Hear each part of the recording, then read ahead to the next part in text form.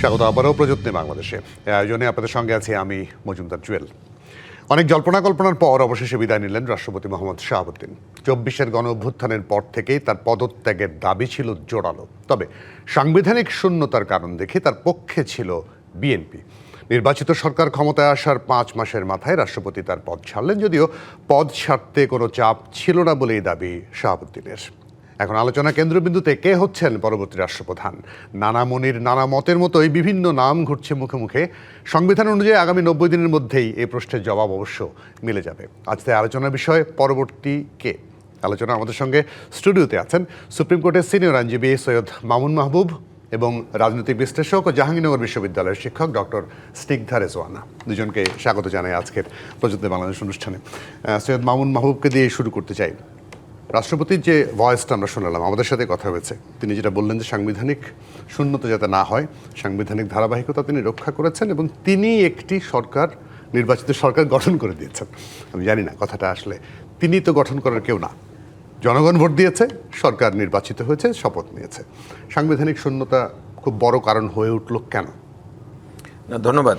দেখেন, ওনার আজকে তো পদত্যাগ করার পরে আপনাদের সঙ্গে ইন্টারভিউ দিয়েছে, জি, কাজে আবেগে হয়তো বলতেই পারে, কিন্তু ফ্যাক্ট রিমেইন্স যে ২০২৪-এর ৫ আগস্টের রেজিম চেঞ্জের পরে যেভাবে একটা ইনস্যানিটি কাজ করছিল তদানীন্তন ডক্টর ইউনূস সরকার এবং তার সাঙ্গপাঙ্গ, তার নিয়োগকর্তাদের মধ্যে, সেদিন কিন্তু বিএনপি সেন্সের পরিচয় দিয়েছিল। বিএনপি একা বলেছিল না, সাংবিধানিক পদে একজন আছেন, আমরা তাকে শূন্য হতে দেব না। এবং উনি পরে একটা জাতীয় দৈনিকের সঙ্গে ইন্টারভিউতে ডিটেল বলেছে কি পরিমাণ তাকে মেন্টালি এক ধরনের টর্চার করেছে ইউনূস সাহেব, ইউনূসের গভর্নমেন্ট। কারণ আপনার ডক্টর ইউনূসের গভর্নমেন্ট তো যে আশা নিয়ে মানুষ তারপরে এত আস্থা রেখেছিল, সে তো চূড়ান্তভাবে ব্যর্থ শুধু না, অত্যন্ত বাজে আপনার প্রেসিডেন্টগুলো ক্রিয়েট করেছে। রাষ্ট্রপতিকে ঈদের নামাজ পড়তে না দেওয়া, বিদেশ যেতে না দেওয়া, যত ধরনের। আবার সাংবিধানিক পদে ওত নেওয়ার সময় ঠিকই বঙ্গভবনে গিয়েছে তারা সবাই শেষ দিন পর্যন্ত। তো সেদিক দিয়ে আমি বলবো বিএনপি একটা রাজনৈতিক দল হিসাবে ম্যাচুরিটির পরিচয় দিয়েছে। আর আজকে ধরেন আমরা সবাই যদি অফিসিয়ালি বলি তো ওনার পদত্যাগপত্র আছে, ওনার সিরিয়াস অসুখের জন্য উনি বলেছেন। এখন সংবিধান অনুযায়ী অনুচ্ছেদে যেটা আমাদের রাষ্ট্রপতির চ্যাপ্টারে আছে সেই অনুযায়ী স্পিকার দায়িত্ব নিয়েছেন। আজকে থেকে ৯০ দিনের মধ্যে নির্বাচন হবে এবং নির্বাচনে এটা জানাই কথা, বিএনপি যাকে মনোনয়ন দেবে সেই জিতবে, যেহেতু সংসদে ভোটে সংসদ সদস্যদের সংখ্যাগরিষ্ঠতা আছে, বিপুল সংখ্যাগরিষ্ঠতা, তো সেটি নিয়ে কথা নাই। এখন যেটা হতে পারে, অনেকে হয়তো প্রশ্ন তুলবে যে অসুস্থ, কি পরিমাণ অসুস্থ, যে দায়িত্ব পালনেই অসমর্থ কিনা, উনি তো একটা দিয়েছেন। আমার এখানে প্রথম প্রতিক্রিয়া হচ্ছে একটা sanity has come back in our country. অর্থাৎ আপনি কোনো সাংবিধানিক পদে কোনো ব্যক্তির সঙ্গে আপনার সরকারের ছন্দপতন হতে পারে, কিন্তু যে অপমান অপদস্থ করে সম্মানজনক বিদায়, হ্যাঁ, যেমন ধরেন বিএনপি, আমি বলবো অতীত থেকে শিখেছে। বিএনপি কিন্তু ২০০২-এ তার দলের প্রতিষ্ঠাতা মহাসচিবকেও কিন্তু বিদায়টা ভদ্রভাবে ছিল না। বদরুদ্দোজা চৌধুরী সাহেব যেভাবে এক ধরনের মানসিক হেনস্থা হয়ে পার্লামেন্টে ইমপিচমেন্ট প্রসেস শুরু করে দিয়ে তারপরে উনি পদত্যাগ করলেন, তারপরে সিনারিও তো আমরা জানি। তো সেই হিসাবে আমি বলবো বিএনপি পজিটিভলি হয়তো ওনাদের সঙ্গে ছন্দপতন হয়েছে কোনো কারণে, হতে পারে। ওনার এই রাষ্ট্রপতির এই লিখিত স্টেটমেন্টের বাইরে তো আর আমরা প্রিজিউম করতে পারি, কিন্তু এর বাইরে তো কিছু নেই। আর আমরা যদি ধরেও নেই যে বিএনপি এবং বর্তমান প্রধানমন্ত্রীর নেতৃত্বে সরকার এবং রাষ্ট্রপতির মধ্যে ছন্দপতন হয়েছে, তাহলেও বলবো যে অত্যন্ত ভদ্রভাবে, একটা সফিস্টিকেটেড ভাবে বিদায় নিয়েছেন। এবং আজকে আপনারাও দেখেছেন, আমরাও কম বেশি দেখেছি, সংসদের স্পিকার যে প্রতিক্রিয়া দিয়েছে এটা খুব ম্যাচিউর। উনি লাস্টে বলেছে আমি ওনার সুস্বাস্থ্য এবং দীর্ঘায়ু কামনা করি। তো সব হিসাবে আমার কাছে মনে হয় যে এইটা ভদ্রভাবেই ঘটেছে, যেটাই ঘটেছে। এবং এইটা আমাদের জন্য একটা ভালো দিক যে রাষ্ট্রের জনগণ হিসাবে আমরা নির্বাহী বিভাগের কাছে, রাষ্ট্রপতি, সংসদ, বিচার বিভাগ সবার কাছেই আমরা র্যাশনাল বিহেভিয়ার চাই, সফিস্টিকেটেড বিহেভিয়ার চাই এবং গণতান্ত্রিক আচরণ। একদম পরিষ্কার। সেই জায়গাটা ৫ই আগস্টের পরে যে কথাটা মামুন মাহমুদ বললেন, যে যেভাবে চাপ ছিল তার প্রতি পদত্যাগ করার জন্য, যদি করতেন সেক্ষেত্রে কি হতে পারত, এরকম কোনো ধারণা তো, মানে নানা ধরনের ধারণা করা হয়। একদম বলা হয় যে বিপ্লবী সরকার হয়ে যেতে পারতো, বিপ্লবী সরকার গঠিত না হয়ে আবার তাকে বাদ দিয়ে আবার বিপ্লবী সরকার, এগুলো কি হতে পারতো কিনা, দেশে আরো কেওয়াজ হতো কিনা? না, এখানে যে ঘটনাটা, এটা সৈয়দ মামুন মাহমুদ আরও ভালো বলতে পারবেন অ্যাডভোকেটকে নিয়ে। কেন বলছি, কারণ হচ্ছে এই ক্রেডিটটা ওনাকে দিতে হবে। কিন্তু আপনার যেই প্রসেসটা হয়েছিল, আপনি দেখেন ইউজুয়ালি এরকম সিচুয়েশন হলে কি হয়, জরুরি আইন জারি হয়, সংবিধান স্থগিত হয়, আপনার আর্মি দ্বারা হয়, সেই জায়গাগুলো তো বন্ধ করে দেওয়া আছে। কেউ তো আর ওই দায়িত্বটা নিতে পারছে না বিকজ অফ দ্য চেঞ্জেস। ওই জায়গাটাতে ওই সময় আপনি যদি উনি না থাকতেন, যেহেতু স্পিকার মহোদয়কেও তখন পাওয়া যাচ্ছিল না, যে অবস্থাটা ছিল, উনি যদি না থাকতেন বিপ্লবী সরকার হতো কিনা আমি জানি না, কিন্তু বিপ্লবী ক্যাওসটা হতো এ বিষয়ে আমি নিশ্চিত। বিপ্লবী সরকার হওয়ার জন্য যে প্রজ্ঞা, যে দূরদর্শিতা এবং যে প্রস্তুতি অথবা যে ভিশন বা আমি কি করব, এই গঠনমূলক চিন্তা আমি বোধ করি নাই যে যারা আন্দোলনের মুখপাত্র হিসেবে সামনে এসেছেন বা তৎকালীন সময়ে যারা ছিলেন, তাদের কারো মধ্যে এই বিন্দুমাত্র কোনো ধরনের প্রস্তুতি, গঠনমূলক চিন্তা কিছুই আমি দেখিনি। কাজেই ম্যাচুরিটি তো একেবারেই মিসিং। হ্যাঁ, তো সেই জায়গাটাতে যদি তিনি না থাকতেন তাহলে বিপ্লবী সরকার হতো কিনা আমি কিন্তু সেটাও খুবই সন্দিহান। এটা কিন্তু একটা যে থাকে না যে আমি ভাবছি বা ইউটোপিয়ান একটা চিন্তা, এটা আমার মনে হয় না যে সেই প্রস্তুতি এদের ছিল। রাদার একটা আমি যেটা ফিল করেছি, এক ধরনের বিধ্বংসী, এক ধরনের ওই যে দেখবেন এই যে সুদানে যেরকম একটা ঘটনা ঘটছে, আরএসএস দিয়ে ঘটনা ঘটছে, এই ধরনের একটা ক্যাওস সৃষ্টি করে রাখার একটা প্রসেস এবং তার মধ্য দিয়ে নিজেকে গুরুত্বপূর্ণ করে তোলার একটা চেতনা আমি ভীষণভাবে দেখেছি। এটা কিন্তু আমি 1.5 বছরের যে অভিজ্ঞতা বলেন বা বিভিন্ন তাদের বক্তব্য এখন পর্যন্ত টিল নাও, তাদের কথাগুলোর মধ্যে আপনি দেখবেন কি তারা এই জন্য কোনো কিছু পরিবর্তন করতে চান না যে পরিবর্তন রাষ্ট্রের জন্য গুরুত্বপূর্ণ পরিবর্তন। তারা এই জন্য পরিবর্তন করতে চান, ব্যাপারগুলো হচ্ছে তার মধ্য দিয়ে সে তার নিজের গুরুত্বটাকে তুলে রাখবে। এই যে দুটার মধ্যে যে ফারাক না, এই ফারাক বোঝার মতো ম্যাচুরিটি কিন্তু আমি কাউকে দেখিনি। যাদেরকে আমরা কোড অ্যান্ড কোড প্রজ্ঞাবান ভেবেছি তাদের মাঝেও আমি এটা দেখিনি, যাদেরকে অথবা তারা তাদের প্রজ্ঞার সদ্ব্যবহার করতে পারেননি, সেটাও একটা উত্তর হতে পারে। আর যারা তরুণ তাদের তো সেই প্রজ্ঞা নাই, আসলে সহজ করে আমি সেই প্রজ্ঞার কোনো লেশ মাত্র তখনও দেখি না, এখনও দেখি না। এটা হচ্ছে প্রথম। দ্বিতীয় বিষয় একটা কথা বলি, যদি রাষ্ট্রপতি মহোদয় ওই সময় একটা কাজ উনি করতে পারতেন, উনি একটা হোল্ড নিতে পারতেন, যে জায়গায় আমি ওনাকে দোষী দেখি, মানে আমাদের যে বিগত সাবেক রাষ্ট্রপতি এখন বলতে হবে যে ওনার যে একটা দৃঢ়তা থাকে না যে ফলো দ্য অর্ডার, বা এইটা উনি যদি ওই সময় এটাও বলতেন যে আমি কিন্তু তাহলে পদত্যাগ করব, তাহলে কিন্তু ঘটনাটা উল্টাও হতে পারতো। কারণ এই যে সাংবিধানিক শূন্যতা যে তৈরি হবে, এটা কিন্তু ওনারা খুব ভালো মতো জানতো। আমি আপনাকে মনে করিয়ে দিই, প্রধান বিচারপতি মহোদয়ের কাছে ছুটে গেলেন না রাষ্ট্রপতির পদত্যাগের জন্য, প্রধান বিচারপতি তো ঠিকই তখন বুঝতে পারলেন, তিনি কিন্তু ওই ডাকে কিন্তু সাড়া দেননি। অর্থাৎ যার মাথায় বিন্দু মাত্র ছটাক মাত্র ঘিলেও আছে, তারা কিন্তু এই ডাকে সাড়া দেননি। আবার রাষ্ট্রপতি থাকা অবস্থায় তখন যে আমরা পরে দেখলাম ডক্টর মোহাম্মদ ইউনূস দেশের বাইরে গেছেন, কিন্তু রাষ্ট্রপতিকে কিছু না জানিয়ে তিনি চলে গেছেন, এই সাক্ষাৎকার স্বয়ং রাষ্ট্রপতি নিজেই দিয়েছেন। তাহলে এই কথাটা তিনি ওই সময় বলতে পারলেন না কেন? এটা একটা প্রশ্ন। এই দোষে আমি তাকে দুষ্ট করতে পারি, কিন্তু পরবর্তী যে এখন যে ধাপটা আছে, যেটা খুব পয়েন্টেডলি নোটেড, যে এটাতে এইখানে একটা প্রফেশনালিজম দেখা যাচ্ছে। সামহাও আমাদের জাতিগতভাবে দেখবেন যে প্রফেশনালিজমটা গত 2-3 বছর আরও বেশি বললে প্রফেশনাল যে একটা অ্যাটিটিউড থাকে, বিহেভিয়ার, এটিকেট এন্টায়ারলি মিসিং। সেই জায়গাটাতে এসে ইভেন আমি কিন্তু বিগত সরকারের সময় বলবো, সে সরকার প্রধান কি বলছেন, ভাষাগত কোনটা একটা প্রফেশনাল ল্যাঙ্গুয়েজ, কোনটা একটা অফিসিয়াল ল্যাঙ্গুয়েজ, আপনার এই টকশোতে এসে কোনটা আমার টকশোর ল্যাঙ্গুয়েজ, এই বিষয়গুলো সম্পর্কে যে একটা সচেতনতা, সেটা আমাদের বর্তমান স্পিকার মহোদয় খুব বিউটিফুল্লি উনি যখন এই পদত্যাগটা করলেন সেটা কিন্তু দেখেছেন। এবং আমি এটাকে অ্যাপ্রিসিয়েট করি যে পারস্পরিক শ্রদ্ধাবোধ হতে পারে, এখানে আমি আপনার ফুলফিলমেন্টের বিষয় আছে, কিন্তু এই পুরো ঘটনাটা তিনি একটা শব্দ খুব ব্যবহার করেছেন যে মাফিয়া আমলে নিয়োগ হলেও তিনি নির্বাচিত সরকারের প্রতি তার একটা শ্রদ্ধা ছিল। হ্যাঁ, ওইটাকে আমি বলছি প্রফেশনাল। তবে এই পুরো ঘটনাটার একটা পলিটিক্যাল পোস্টমর্টম দরকার, কারণ এই ঘটনাটা এই মুহূর্তে যখন ঘটেছে এটা না তো সাংবিধানিক জটিলতা থেকে হয়েছে, না তো আমার কাছে মনে হয় না অসুস্থতাজনিত, যদিও তিনি বলেছেন এটার একটা পলিটিক্যাল কনসিকুয়েন্সেস আছে, এবং এই পলিটিক্যাল সেটা কনসিকুয়েন্স কি হতে পারে আমি সেই প্রশ্নের উত্তর সৈয়দ মাহমুদের কাছ থেকে একটু শুনতে চাই। সেটা তো সরকারের সাথে দূরত্ব, আপনি একটু হালকা টাচ দিয়েছেন। দূরত্বটা এরকম, যেমন কেউ কেউ বলছে, বিভিন্ন মিডিয়ায় আসছে এবং দু একজন সাংবাদিকও মন্তব্য করেছেন যে যখন এই যে পলাতক প্রধানমন্ত্রী শেখ হাসিনা ঘোষণা দিয়েছেন ডিসেম্বরে আসবেন, এবং তার সাথে একটা ফোন আলাপের একটা ভাইরাল হয়েছে, কিছু একটা লিক হয়েছে, যদিও উনি এটা স্বীকার করেননি যে তার সাথে কোনো কথা হয়নি।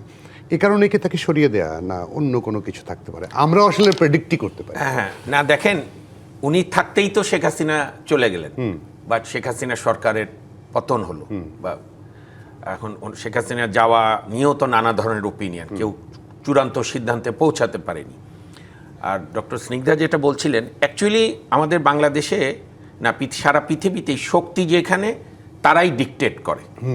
ধরেন হোসেন মাহমুদ এরশাদ যখন ক্ষমতা নিয়েছিল তখন তো বিএনপির খুব প্রতিষ্ঠাতা জিয়াউর রহমানের ঘনিষ্ঠ আব্দুস সাত্তার রাষ্ট্রপতি ছিল, তো সামরিক শাসনের ক্ষমতার সামনে তিনি অসহায়ভাবে আত্মসমর্পণ করলেন।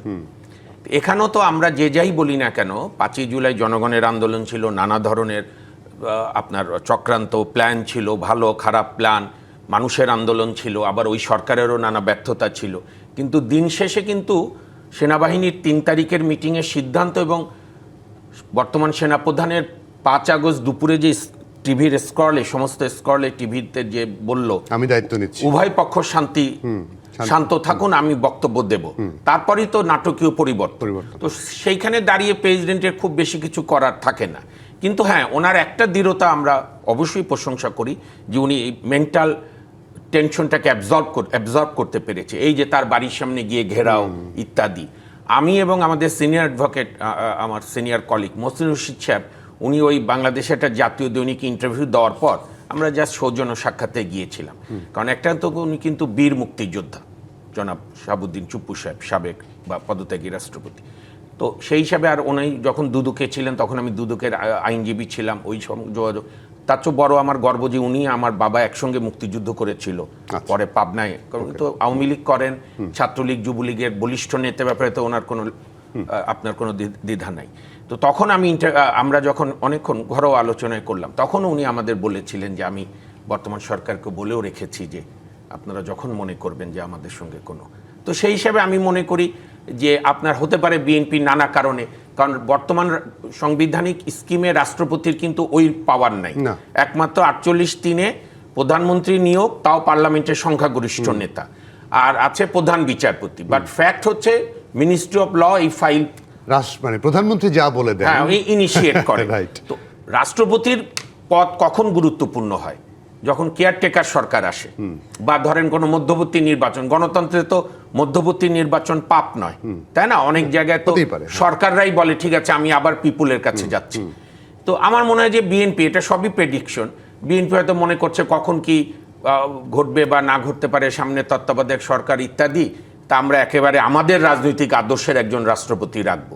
এইটা যদি বিএনপির চাওয়া হয়, আমি তো এটাকে দুষতে পারবো না, কারণ আমাদের এখানে তো এই কালচার আছে, এখানে তো হোলিস্টিক ডেমোক্রেটিক প্র্যাকটিস হয়নি, যে ভিন্ন দল ভিন্ন মতকে রেখে, যার ফলে আপনি দেখলেন যে 5ই আগস্টের পরে যারা কোনো অন্যায়ের সঙ্গে যুক্তও ছিল না, কিন্তু আওয়ামী লীগ করেছে বলে কোনো চৌকিদার থেকে চৌকিদার জেনারেল থেকে শুরু করে অ্যাটর্নি জেনারেল, বিশ্ববিদ্যালয়ের ভিসি থেকে শুরু করে সুইপার, ডাক্তার থেকে শুরু করে নার্স, সব চেঞ্জ। আবার এই সরকার আসার পরে সব চেঞ্জ করেছে।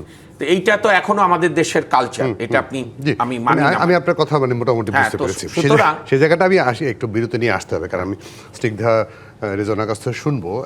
একটা বিচারের দাবি তো অনেকদিন ধরে করছে, বিশেষত এনসিপি, মানে বৈষম্য বিরোধী ছাত্র আন্দোলনের পরে যে দলটি রাজনৈতিক দল হলো, তারা তখন থেকেও বিচারের কথা বলছে, এখনও আজকেও বলছে যে শুধু পদত্যাগ করলে হবে না, তাকে গ্রেপ্তার করে বিচারের আওতা আনতে হবে।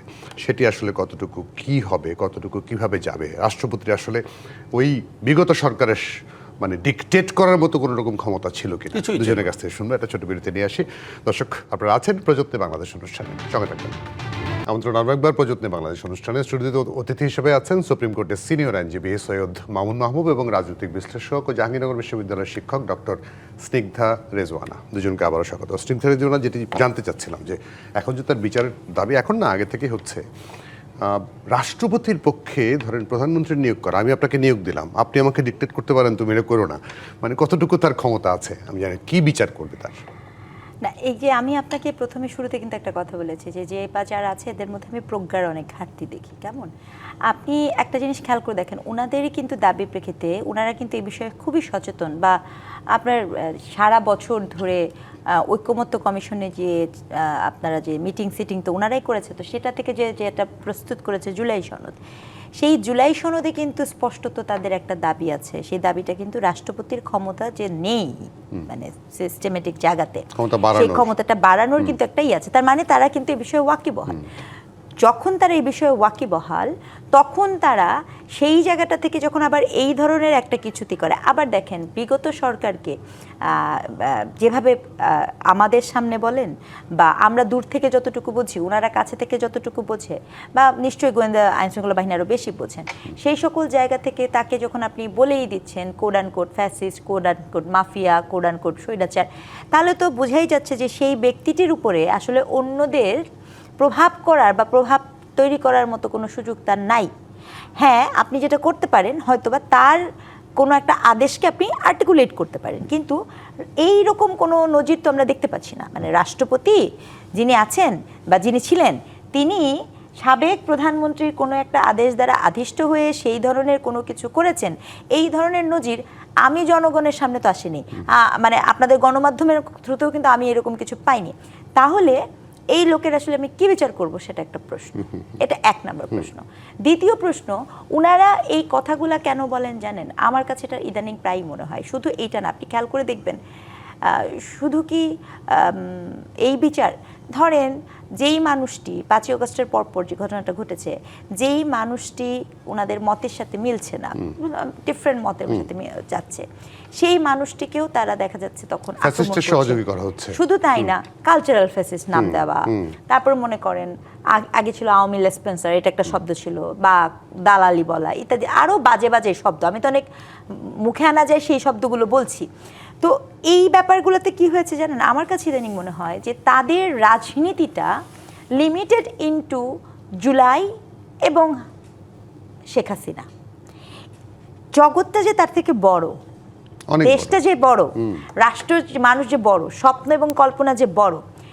দেখবেন, আপনি দেখেননি যে মার্কিন চুক্তি আমাদের জন্য খুবই আত্মঘাতী, এবং এটি শুধু মার্কিন চুক্তি না, কি বেলাল্লাপনার মতো ককাশে ঢুকে যেতে।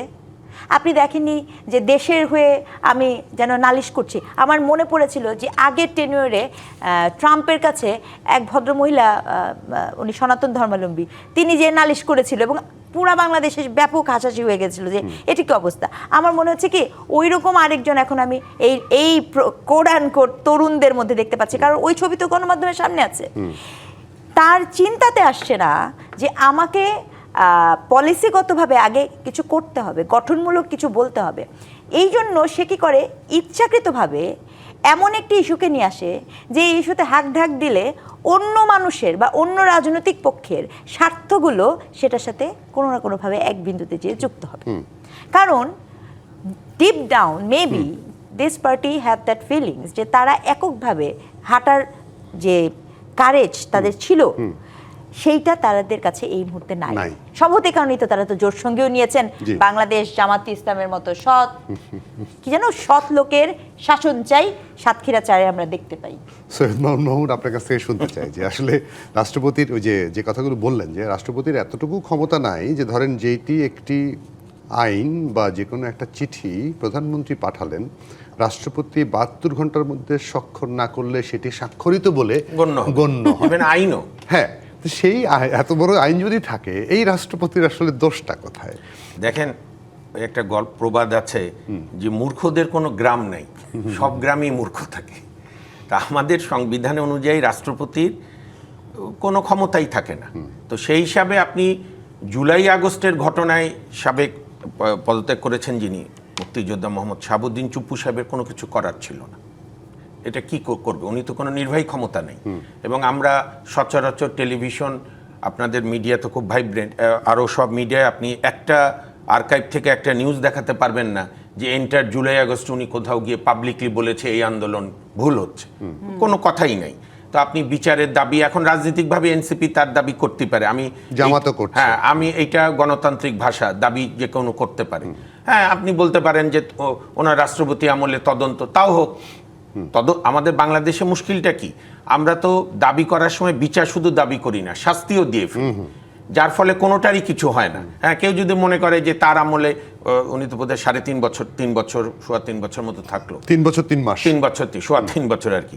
তো সেইখানে রাষ্ট্রপতি হিসেবে তার কর্মকাণ্ডের কেউ ইনকোয়ারি করতে দাবি করলে সেটা করতে পারে, কিন্তু এনসিপি যে কারণে বলে সেইটায় আপনার কোনো সুযোগ নেই, অন্তত জুলাই আগস্টের ঘটনা। তারা বলেছে যে পদত্যাগ করলে হবে না, তাকে এখনই গ্রেপ্তার করতে হবে বিচারের আওতায়। এনসিপিদের তো মুশকিল হচ্ছে যে জিনিস তারা আদায় করতে পারেনি। এখন বিএনপি গভর্নমেন্ট এবং রাষ্ট্রপতির সঙ্গে নিশ্চয়ই কোনো আলোচনা হয়েছে, আমি প্রেডিক্ট করি। তো সেই হিসাবে দাবি করতেই পারে, গণতন্ত্রে তো দাবিতে বাধা নাই, সবাই মত থাকবে, সব মতই থাকবে, সবাই সবার মতামত দেবে।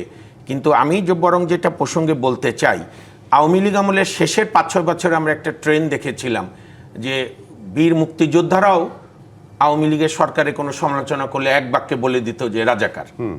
সেটা আওয়ামী লীগের শেষের 3-4 বছর। কিন্তু আনফর্চুনেটলি ইউনূস আমল থেকে এবং এখনও এনসিপি সহ অন্যদের একটা রোগ হয়েছে, তাদের সঙ্গে দ্বিমত হলে ফ্যাসিস্টের দোষর। এবং তাদের এই যে দাবি, এই যে বক্তব্য, অমুক পত্রিকা চালাতে দেব না, অমুক টিভি চালাতে দেব না, এটাই ফ্যাসিজম। আমি জাস্ট 1 মিনিটে বলি ফ্যাসিবাদের সংজ্ঞাটা কি, এটা তার স্টাইল হয়েছে। প্রথম সংজ্ঞা হচ্ছে আপনি অন্যের মত সহ্য করবেন না, যেটা ছিল বেনিতো মুসোলিনির শব্দ থেকেই তো পরে হিটলার অ্যাডপ্ট করে। একটা হচ্ছে আপনি কারো মত, ভিন্ন মত সহ্য করবেন না। 2, আপনার মিডিয়া আজ্ঞাবহ হতে হবে গোয়েবেলসের মতো। 3, বিচার বিভাগ আপনার অধীনে হবে।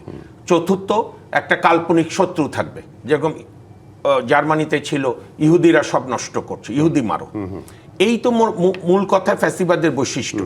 এবং যেটা আপনার বামপন্থী বুদ্ধিজীবী দিমিত্রভ, পরে আমেরিকায় ফ্যাসিবাদ বিরোধী জাদুঘরও এই চিহ্নগুলোই আছে।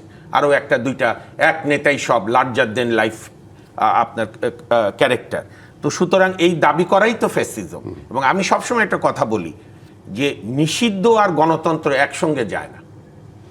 আপনাকে গণতন্ত্র হলে সব মতকে বলতে দিতে হবে, জনগণ চুজ করবে কোন মতকে সে চায়। আপনি রাজনৈতিকভাবে মোকাবেলা করবেন আপনার ভিন্ন মত। এবং দেখেন, আমি আপনাকে এই সুযোগে বলি, আমাদের মহান মুক্তিযুদ্ধের পর 38 অনুচ্ছেদে আমরা ধর্মভিত্তিক রাজনীতি নিষিদ্ধ করেছিল আমাদের সংবিধান প্রণেতারা। কিন্তু জামাত ইসলামকে রাজনৈতিকভাবে রাজনৈতিক দলগুলো মোকাবেলা করতে পারেনি বলে জামাত ধরেন এখন একটা রাজনৈতিক দল, তার যাই সমর্থন শক্তিশালী, বাট এটাও আমার ডিফার আছে। জামাত আগে আওয়ামী লীগ আমলেও জামাত ছিল, এরকমই ছিল, তখন হয়তো গুপ্ত ছিল। জামাত একটা তাদের মতো করে তাদের আদর্শ, এটাকে আপনার রাজনৈতিকভাবে আপনি মোকাবেলা যতদিন না করবেন, যে কোনো আদর্শকে নিষিদ্ধ করে জেল জুলুম দিয়ে আটকানো যায় না, এটা সারা বিশ্বে। আর আপনার এই প্রসঙ্গে আসি, রাষ্ট্রপতি পদত্যাগ করলে অনেক লোকই অনেক দাবি করতে পারে, কিন্তু আমি নানা সীমাবদ্ধতা সত্ত্বেও এই সাবেক সদ্য বিদায়ী রাষ্ট্রপতির আমি একটা প্রশংসা করব যে ওই সময় যে মেন্টাল সে স্ট্রেনটা দেখিয়েছিল, না হলে ধরেন আমাদের সব আরো বিপদে পড়তো জাতি। আর আরেকটা বিষয় আপনাকে বুঝতে হবে, আপনি আমি বা অধ্যাপিকা আমরা কোনো কারণে একটা বিরোধিতা করতে পারি, কিন্তু ওই আন্দোলনে এখন তো প্রকাশ হচ্ছে একটা বড় অংশের শাহাবুদ্দিন সাহেবের ব্যাপারে আপত্তি, বাস্তবে বলছে ফ্যাসিবাদের দোষর, কিন্তু তাদের চেতনাগত রাগ হচ্ছে এতদিন পর্যন্ত কেন একজন বীর মুক্তিযোদ্ধা ওই পদে আছে, রাগটা ওইখানে। যেরকম তারা 72-এর সংবিধানকে পরাজয়ের দলিল মনে করে। তো আমার কাছে ভালো লেগেছে যিনি এখন দায়িত্ব নিয়েছেন তিনিও বীর মুক্তিযোদ্ধা। ধরেন বিএনপি কি করবে তো বিএনপির ব্যাপার, আমরা সাধারণ জনগণ। তবে আমি প্রত্যাশা করব যে বাংলাদেশের স্বার্থে মুক্তিযোদ্ধা না হলেও মুক্তিযুদ্ধের যে ধারণ করে এরকম একজন ব্যক্তিকে রাষ্ট্রপতি দেওয়া দরকার। আর আপনি যদি আমাকে বলেন যে মামুন আপনার পার্সোনাল, আমি পার্সোনাল মনে করি বিএনপির অনেক সিনিয়র নেতারা আছে যারা মন্ত্রী টন্ত্রী হয়নি, তাদের মধ্যে এটা তো একান্তই বিএনপির প্রিয়োরিটি। কিন্তু কোনো অবস্থাতেই যেন মুক্তিযুদ্ধ বিরোধী ধর্মান্ধ কোনো লোককে নিয়োগ না দেওয়া হয়, তাহলে এটা আমাদের চেয়ে বড় বিপদ হবে বিএনপির। জি, একদম পরিষ্কার। একটা বিরতি নিয়ে আসি, তারপর আমরা ওই যে বিষয়টি নিয়ে আজকে আলোচনা করতে চাই। পরবর্তী খেয়ে আপনি একটু তুলেছিলেন, আমরাও হয়তো প্রেডিক্টই করবো, আমরা কেউ জানি না কারা নিয়োগ দেবে, যারা নিয়োগ দেবেন তারাই জানে। সেই জায়গাটা আলোচনায় আসতে চান। দর্শক আমাদের সঙ্গে থাকবেন, আপনারা আছেন প্রযত্নে বাংলাদেশ অনুষ্ঠানে।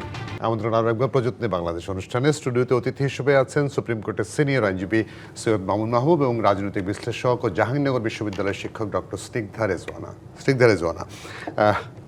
প্রেডিক্ট কেমন প্রেসিডেন্ট হলে ভালো হয়? কারণ এই মোহাম্মদ শাহাবুদ্দিনকে যখন নিয়োগ দেন শেখ হাসিনা সরকার, তখনও কিন্তু আমরা খুব অবাক হয়েছি, আশ্চর্য হয়েছে, কোত্থেকে আসলো, পলিটিক্যাল পার্সন না, হঠাৎ করে এইরকম একটা মানুষ কিভাবে রাষ্ট্রপতি হয়ে গেলেন। আমি জানি না বিএনপি কোন পথে হাঁটবে, আপনার কি মনে হয়?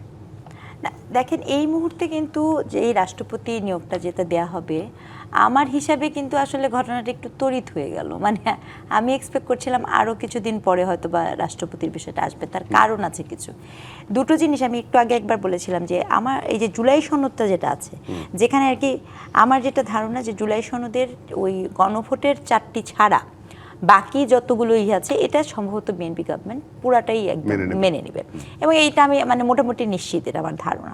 এবং সেই সূত্রে আপনার তাহলে খুব স্বাভাবিকভাবেই রাষ্ট্রপতির ক্ষমতাটা বাড়বে। আবার তত্ত্বাবধায়ক ব্যবস্থা যেহেতু ফিরে এসেছে, সেহেতু রাষ্ট্রপতির ক্ষমতাটা বাড়বে সেই জায়গাটা থেকে। এবং আরেকটি যেটি বিষয় আমরা কিঞ্চিত আলোচনার মধ্যে এসেছিল, যদি এটা যদিও আমার মনে হয় না, যদি আসলেই ডিসেম্বরে আমাদের যে সাবেক প্রধানমন্ত্রী তিনি যদি ফেরত আসেন, তাহলে যে উদ্ভূত রাজনৈতিক জটিলতা আছে পরিস্থিতিগত, বিশেষ করে মানবাধিকার আদালতের রায় ইত্যাদি ইত্যাদি, সেই ক্ষেত্রেও রাষ্ট্রপতির কিন্তু একটা বিশাল ভূমিকা আছে। তাহলে খেয়াল করেছেন এখানে অনেকগুলো গুরুত্বপূর্ণ সিদ্ধান্ত যেটি রাষ্ট্রপতিকে নিতে হবে। সেই বিবেচনায় আমার ধারণা এই যাত্রায় ডেফিনেটলি আমার মনে হয় কোনো না কোনো রাজনৈতিক পক্ষকেই আপনার রাষ্ট্রপতি হিসেবে দেয়া হবে। এটা ওই যে প্রফেসর ইয়াজউদ্দিন আহমেদের মতো একদম বাইরে থেকে আসা সম্ভাবনাটা কম, যেহেতু একটা রাজনৈতিক সিদ্ধান্ত, অনেকগুলো রাজনৈতিক সিদ্ধান্ত সামনে পেন্ডিং। এটা একটা। দুই হচ্ছে দেখেন এই ব্যাপারে আরেকটা প্রেডিকশনও খুব গুরুত্বপূর্ণ। আমি মনে করি যে এটা আসলেই কি বিএনপির একক সিদ্ধান্ত হবে কিনা সে নিয়েও আমি সন্দিহান। কারণ আমরা যেসব শুনি আর কি বিভিন্ন জায়গা থেকে, যেমন আপনি এখানে কতটুকু ভূমিকা থাকবে আরও কিছু পক্ষের, সেটি হতে পারে বহির্বিশ্ব, হতে পারে যেটা আমরা জানি না, চোখে দেখি না। আমাদের তরুণ যারা আছেন তারা সারাক্ষণ বলতে থাকে ডিপ স্টেট। তো এই বিষয়গুলো আমাদের তো আর সামনে আসে না। আপনি কি বলতে পারবেন ডিপ স্টেট কে, কারা, ডেফিনেশন এরকম তো কিছু নাই। তো এই পক্ষগুলাও যে এই জায়গাতে একেবারে নীরব ভূমিকা পালন করবে সেটাও কিন্তু আমি মনে করি না। কাজে আমার কাছে কেন জানি মনে হচ্ছে যে যদিও রাজনৈতিক বিবেচনায় রাষ্ট্রপতি নিয়োগটা হবে, তথাপি তার পেছনে বিশেষত বাইরের যে বহির্বিশ্ব বলেন বা অন্যান্য যে ক্ষমতাবান পক্ষ বলেন, তাদেরও একটা ইনফ্লুয়েন্স থাকবে। So candidate is not limited into the government nomination. Okay, clear. Mamun Mahbub, ওই জায়গাটা যে ডক্টর ইয়াজউদ্দিনের নামটা নিল, বিএনপি সরকার এরকম একজন প্রফেসরকে রাষ্ট্রপতি করে তখন এক প্রকার ভোগেছিলই বটে, সে সময়টা তো ভোগেছিলই বলবো আমি, বেগম খালেদা জিয়ার সময়। এখন আবার এরকম জায়গায় যাবে কিনা? আবার ধরেন যে অনুগত রাষ্ট্রপতি খালেদা জিয়ার সময় খালেদা জিয়া ভুগলো কোথায়? ইয়াজউদ্দিন সাহেব তো বরং জনগণের একটা বড় অংশের দাবিকে অগ্রাহ্য করে ওই সময় যে কেয়ারটেকারের বিধান ছিল, 5টা চ্যাপ্টার শেষ না করে নিজেই নিজেকে অ্যাজিউম করলো। পরে তিনি পারলেন না তদানীন্তন সেনাবাহিনীর কারণে। তো যাক, আমাদের রাষ্ট্রপতিদের তো আমরা আগেও আলাপ করেছি যে তাদের সাংবিধানিক ক্ষমতাও খুবই লিমিটেড। এখন তবু একটা সম্মানিত পোস্ট, রাষ্ট্রের প্রথম নাগরিক একটা। আমার যেটা আমি দেখছি এই সরকারের নানা আমরা সমালোচনা করি, সীমাবদ্ধতা বলি, অনেক বিষয়ে তীব্র সমালোচনাও করি, কিন্তু এখন পর্যন্ত যে বিভিন্ন পদক্ষেপে খুব বেশি আমরা আপনার ওই যে তড়িৎ গতিতে বা একদম আউট অফ দ্য ওয়ে গিয়ে কিছু করা বর্তমান প্রধানমন্ত্রী করছে না। যেমন এই রাষ্ট্রপতির এই যে সম্মানজনক যে পদত্যাগের মাধ্যমে বিদায়, এটাও কিন্তু একটা স্যানিটি, একটা আমার যদি প্রত্যাশা বলেন, আপার ডিপ স্টেটের কথা বলেছে, ডিপ স্টেট তো আছেই, সব জায়গাতেই থাকে, বা আমাদের মতো দেশে আরও বেশি, যেহেতু আমাদের রাজনীতিবিদরাই তাদের কাছে যায় যে যখন বিরোধী দলে থাকে। তো তবে আমার প্রত্যাশা যে রাজনৈতিকভাবে আমি চাই যে বিএনপির মধ্যে অনেক সিনিয়র মুক্তিযোদ্ধা আছে, এমপি আছে, এমপির বাইরেও আছে, একটা মুক্তিযোদ্ধা রাষ্ট্রপতি হওয়া দরকার। কারণ ডক্টর ইউনূস যেভাবে আমাদের মুক্তিযুদ্ধকে আক্রান্ত করেছে, মুক্তিযুদ্ধের মহানায়ক বঙ্গবন্ধুকে শুরু করে সবাইকে যেভাবে বিতর্কিত করার চেষ্টা করেছে, কারণ মুক্তিযুদ্ধ বিতর্কিত হলে তো বিএনপির অস্তিত্বের সংকট হবে। কারণ বিএনপির প্রতিষ্ঠাতা তাদের ভাষায় মুক্তিযুদ্ধের ঘোষক, বা ইতিহাসের নির্মোহ বিশ্লেষণও উনি তো ঘোষক। প্রথমে নিজে দিল, পরে বঙ্গবন্ধুর পক্ষ থেকেও দিয়েছে, এবং ওই সময় এক তরুণ মেজর যার স্ত্রী 2 পুত্র ঢাকায় ক্যান্টনমেন্টে বন্দী, সেই সময় সাহস করে যে সিদ্ধান্ত নিয়েছেন, এটা তো প্রশংসা আমরা করবই। তো সেই হিসাবে আমার কাছে মনে হয়, আমার প্রত্যাশা যে বিএনপি একজন সিনিয়র মুক্তিযোদ্ধা, তার দলের মধ্যে বহু লোক আছে, এমপির বাইরেও আছে, এমপির মধ্য থেকেও আছে, এবং আমি মনে করি কোনো প্রকার আমলা বা সাবেক বিচারপতি এই জাতীয় লাইনে বিএনপির হাঁটা উচিত না। কারণ আমলা এবং সাবেক বিচারপতিরা ইনবিল্ট হচ্ছে এন্টি পিপল হয়। আমরা আমাদের দুই বড় রাজনৈতিক আওয়ামী লীগ বিএনপি আমলাদের নেয়, কিন্তু খুব একটা কাজে লাগে তাদের আমার মনে হয় না। সেই হিসাবে একজন রাজনৈতিক ব্যাকগ্রাউন্ডের ব্যক্তিকেই বিএনপি প্রেসিডেন্ট নিয়োগ দেবে, এইটা আমার প্রত্যাশা। এখন তারপরও তো সারপ্রাইজ হতেই পারে, আপনি যেরকম বলছিলেন 23 সালে সারপ্রাইজ হয়েছে, বা ইয়াজউদ্দিন সাহেবের ওই গল্প আপনি জানেন তো, ওনাকে যখন ফালু সাহেব নিয়ে যাচ্ছিল, উনি বলছিলেন যে ইয়ার একটা ফোন দরকার, ওই সময় কেবল ফোন এসছে, ওই যে আপনার টেলিটকের। তো বলছে স্যার আগে চলেন ম্যাডামের কাছে, আপনার ফোনের ব্যবস্থা পরে হবে। তো রাষ্ট্রপতি হয়ে গেলেন। তো আমরা তো সুতরাং এগুলো সারপ্রাইজ তো থাকেই, এটা দোষের কিছু না। কিন্তু আমার মনে হয় যে তারেক জিয়া প্রধানমন্ত্রীর একজন নাগরিক হিসাবে আমার প্রত্যাশা উনি মুক্তিযুদ্ধকে প্রাধান্য দিয়েই, এবং তার সঙ্গে নিঃসন্দেহে তারা যেহেতু একটা 5 বছর পর্যন্ত ম্যান্ডেট পেয়েছে, সো স্মৃতি রাষ্ট্র পরিচালনায় তার দলীয় আদর্শের প্রতি একটা একই সেম মাইন্ডেড হওয়া খারাপ না। এইটা ভারতও হয়, যে যখন যে দল থাকে তার দলীয় লোককেই রাষ্ট্রপতি বানায়, সংসদীয় গণতন্ত্রে এটা প্র্যাকটিস আছে এরকম। তবে প্রশ্নবিদ্ধ বিতর্কিত ব্যক্তি অ্যাভয়েড করবে, এটাই আমাদের প্রত্যাশা। জি, সিগদার সেই জায়গাটায় বিগত 5ই অগাস্টের পরের যে পরিস্থিতি হয়েছিল, দুজনেই বললেন যে উনি অন্তত শক্তভাবে, মানসিকভাবে শক্ত ছিলেন, কারণ তার নিয়োগকর্তা পালিয়ে গেছে, তার আওয়ামী লীগ সরকারের কেউ নাই, সরকার পতন হয়েছে, তারপরেও উনি ছিলেন, এবং পরবর্তী আরও 2 বছর 3 মাস দায়িত্ব পালন 2 বছর দায়িত্ব পালন করেছেন। দায়িত্ব কেমন পালন করেছেন আমি আসলে সেই আলোচনায় যাব না, কিন্তু সেই জায়গা থেকে আর কিছু করার ছিল কিনা তার, বা তার বঙ্গভবনের আর কিছু করার ছিল কিনা? আপনি কিছু উল্লেখ করেছেন, এর বাইরে আর কিছু করতে পারতেন কিনা তিনি, কারণ বারবার মামুন মাহমুদ বললেন যে মুক্তিযুদ্ধের উপরে ওই অন্তর্বর্তী সরকার ব্যাপক, মুক্তিযোদ্ধাদের উপর ব্যাপকভাবে আসলে ছোট করার চেষ্টা করেছেন। উনি বেশ কিছু কাজ কিন্তু করতে পারতেন, এবং আমার ধারণা এই কথাগুলো যদি তিনি বলতেন, এই জায়গাটা আমি ওনাকে সবসময় দোষী করব, যে একজন রাষ্ট্রের রাষ্ট্রপতিকে না এই রকম টার্মোল সিচুয়েশনে।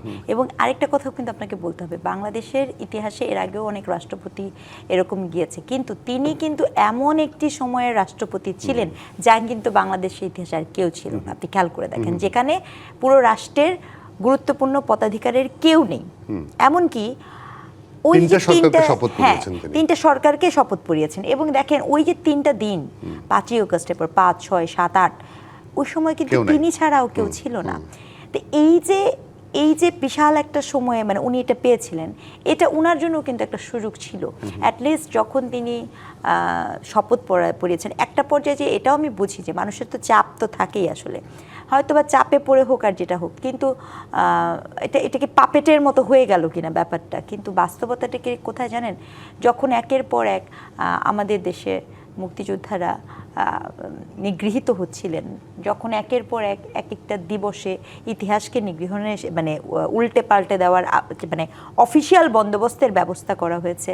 আমি তো এটাও শুনলাম, যখন একের পর এক আপনার ওই সময়কালীন যারা আলবদর আল শামস ছিল তাদেরকে দায় মুক্তি দেওয়ার কথাও সেই সময় বলা হয়েছে, ঐতিহাসিক দায় মুক্তি আর কি।